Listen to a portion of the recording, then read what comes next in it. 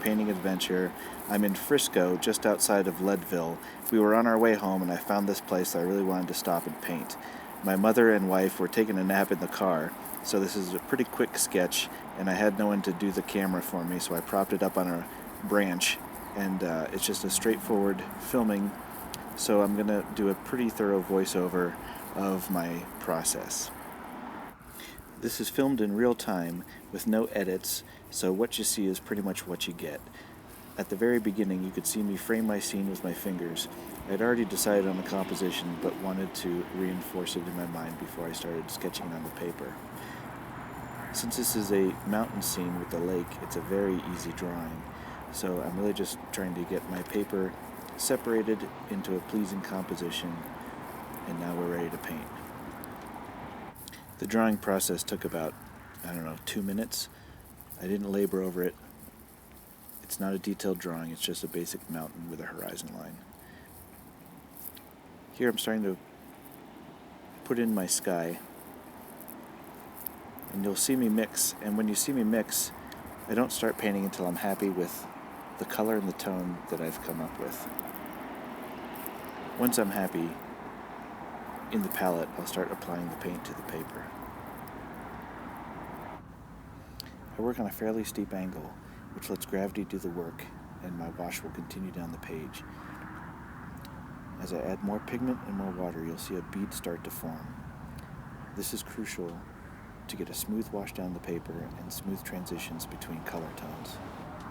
Having this underpainting will also ensure that I have color harmony throughout the piece by establishing a tone that's going to show through each layer successively. I'm going to start to introduce some of the green tone now that will act as the undertone for where my foliage will be. Pulling into this bead is crucial for getting a smooth blend. You can see a little run there, and you'll see I don't panic, I just grab something to mop it up. Just a simple dab at the top of the run will take care of it.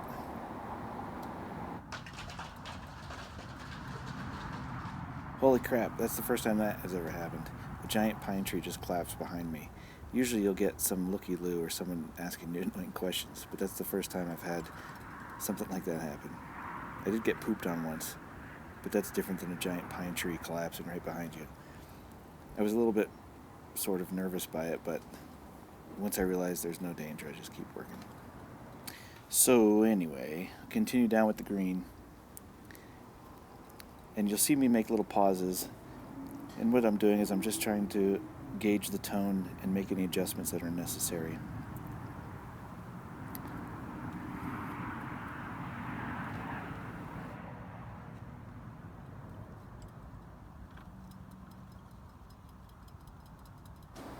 If you look, you can see a dark line at the bottom of my wash.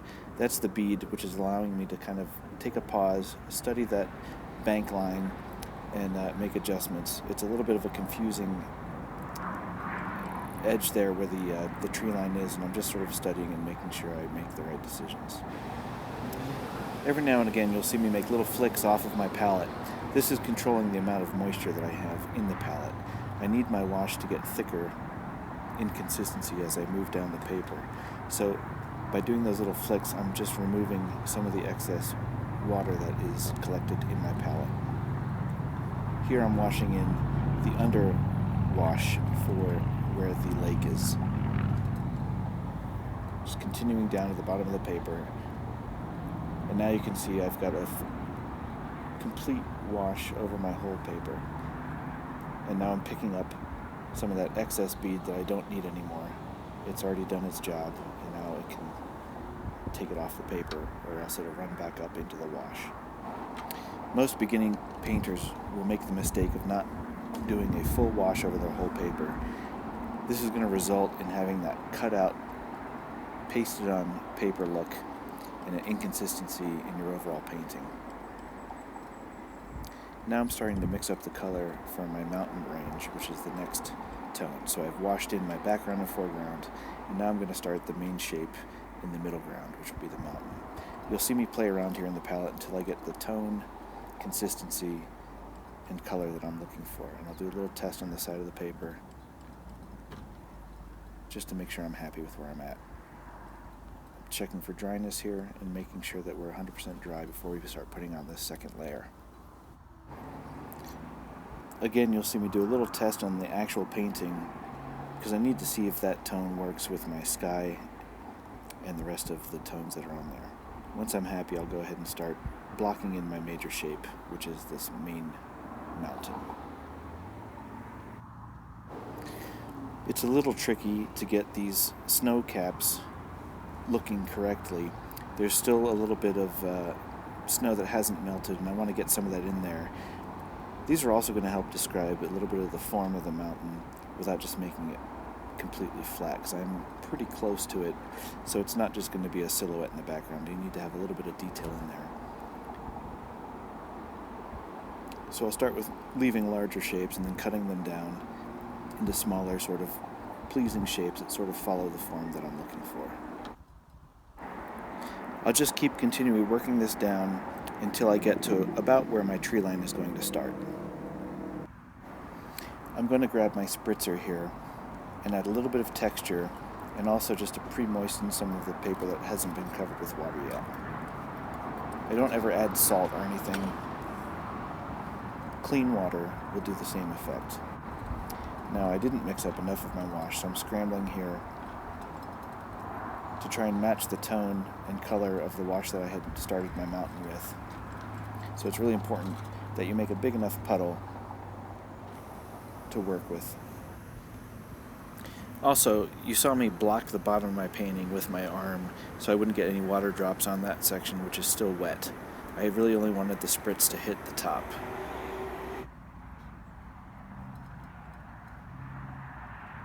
You'll see at times I move quickly and efficiently. I'm not panicking, I'm not freaking out. I'm just dealing with what's happening on my paper at the time and doing what the watercolor is asking for.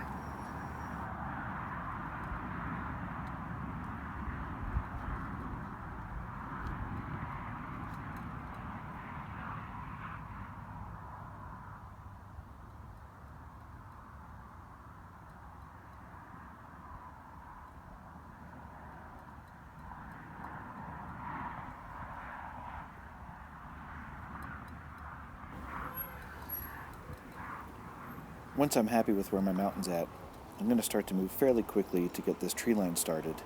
Again, so it doesn't have that stuck-on look, and it sort of merges into the wash that's in my mountain. This will also help with a little bit of atmospheric perspective and give us a little bit of a lead-in. Spritzing a little bit more water there off the brush. And now I'm going to start mixing up the tone of my trees. You can also see I changed brushes. You want to use the right brush for the right effect and the right shapes. And I'll spend some time here mixing the proper tone that I'm looking for my tree line. Another important thing that we want to consider in the painting is our variety of edges. By starting this tree line into the sort of soft line of the mountain, I'm going to get a very soft edge where my trees just sort of blend in. It's going to give me a very nice wet on wet effect.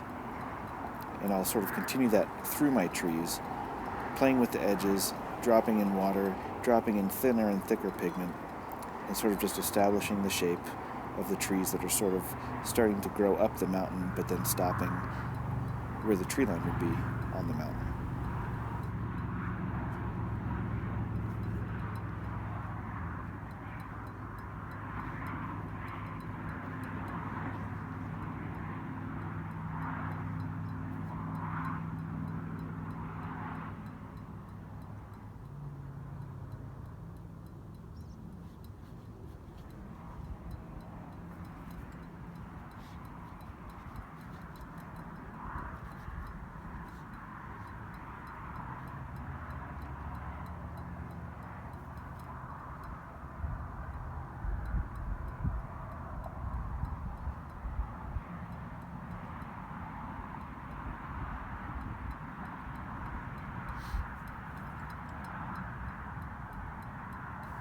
Just as I treated the mountain as one shape, this frieze of trees is also going to be one large shape with a good design that flows the way I want it to. It's not 100% accurate to nature, but I'm creating a design and a flow and not filling in the paper completely. I'm letting some of this green show through as random as some of this is, it's not really random at all. I have a definite design in mind that I'm working towards. I'm not trying to emulate what I see verbatim. I want to make a painting that expresses the way I feel about what I'm seeing, not just copy what I'm seeing. Here's a little secret texture technique. I don't usually do that in full public, but sometimes.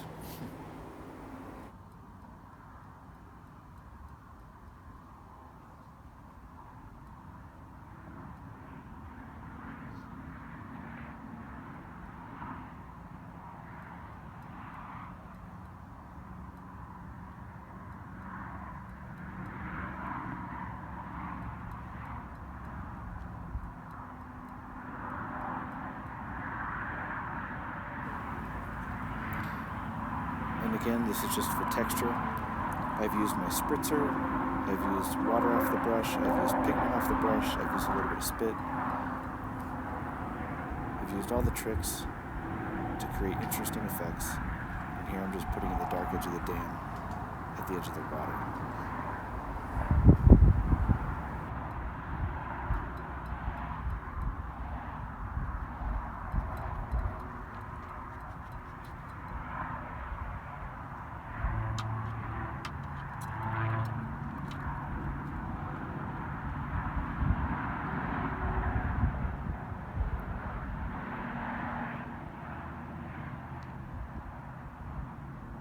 I'm pretty happy with the middle ground now. Taking the last look and just dealing with the water surface here. We're almost done.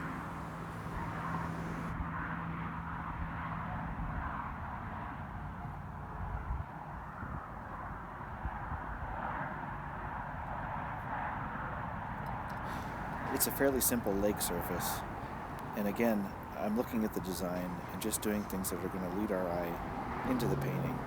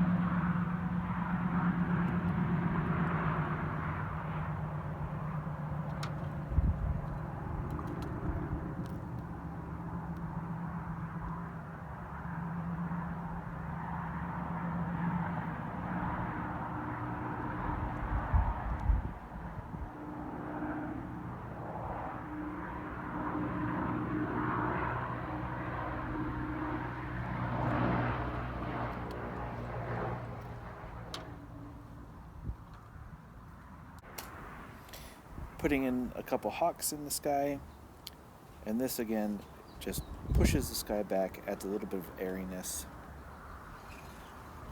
and again a little bit of design, cutting through with just a little bit of water here, adding some more texture to my lake. The wind picked up a little bit, and I was just checking to make sure my easel wasn't going to blow into the lake. So here it is, the finished piece. There's the view. Pretty nice little spot. That crack over there before was this tree. This tree just fell down, which was pretty cool. See ya.